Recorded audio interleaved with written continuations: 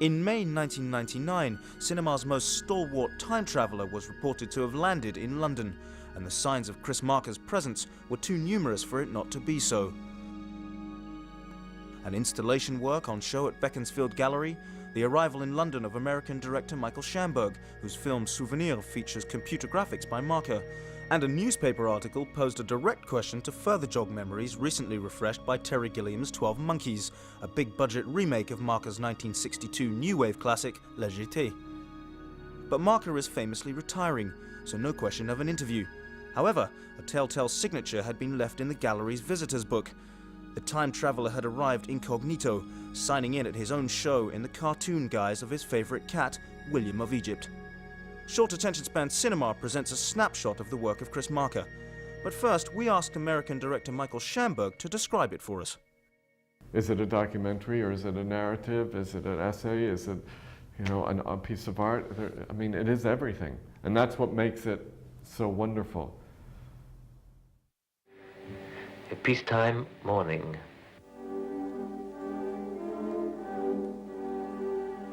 A peacetime bedroom. A real bedroom. Real children. Real birds. Real cats. Real graves. There must be a direct influence. It's, because his work has been so important to me. And yes, it does deal a lot with memory, and I do find that people who speak to me after seeing the film do ask me about Marker and if I knew his work.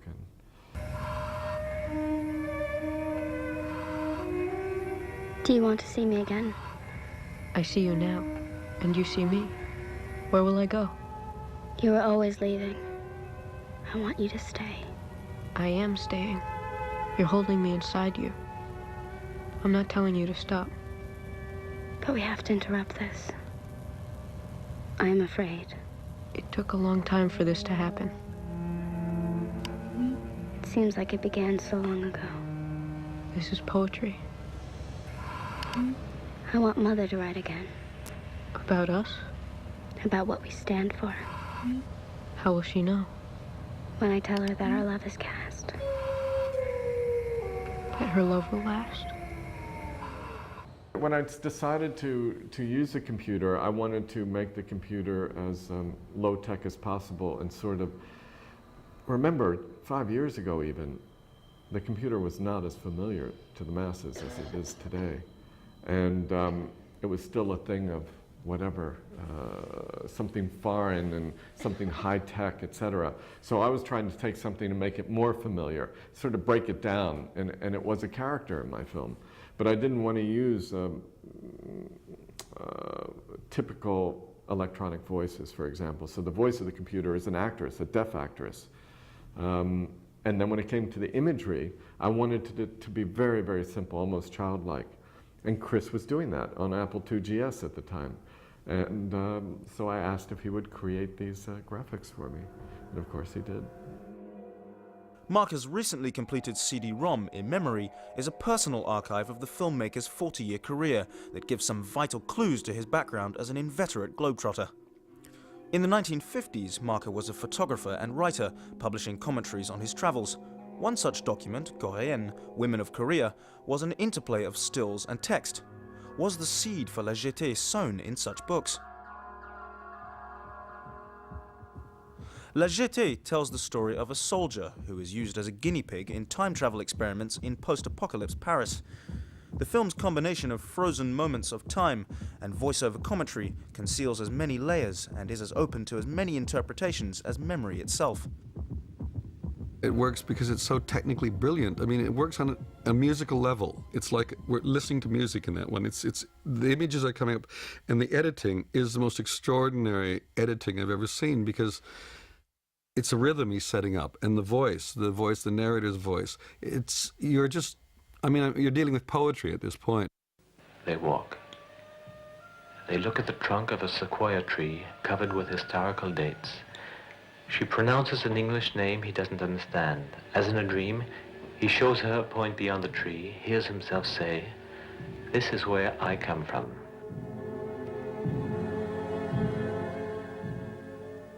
And falls back exhausted. The English name that the time traveller doesn't recognize can only be one name, Hitchcock, and La Jetée is haunted by the spirit of Hitchcock's 1958 film Vertigo. The time traveller points to the rings on the trunk of an ancient tree with the same gesture that Kim Novak's Madeline used to show James Stewart the points in time when she lived and when she died.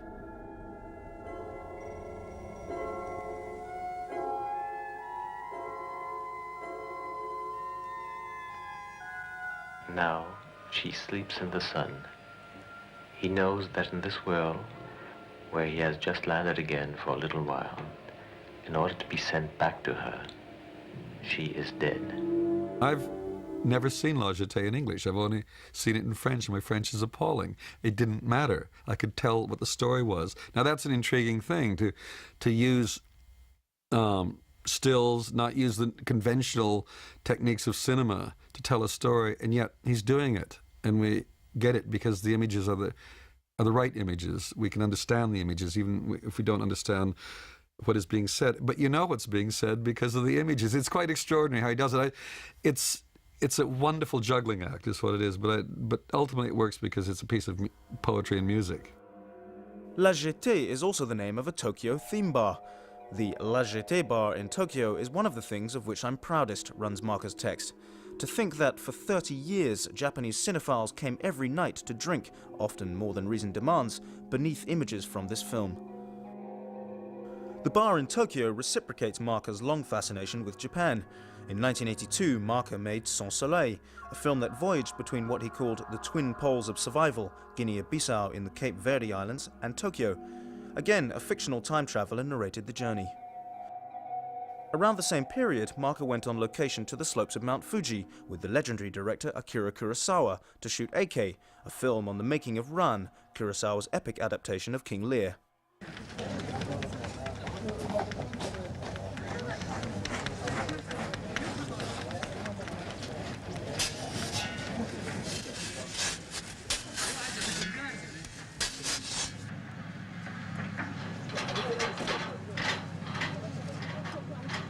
And at the center of that system, Sensei.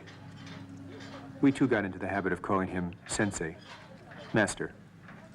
In all disciplines, from flower arrangement to karate, the Sensei is he who, by achieving technical perfection, has got a sort of spiritual bonus out of it. The aura of respect that surrounds and protects Kurosawa is nothing like the reign of terror that some lesser directors impose on the set. And just like the great sword masters of the past, Sensei has no time for abstraction.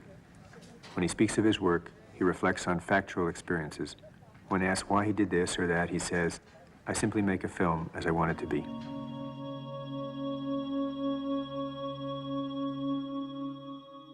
I don't know anyone who works as hard and as much as he does, is as committed to the work that he is, and also to very political and very concerned with the human condition.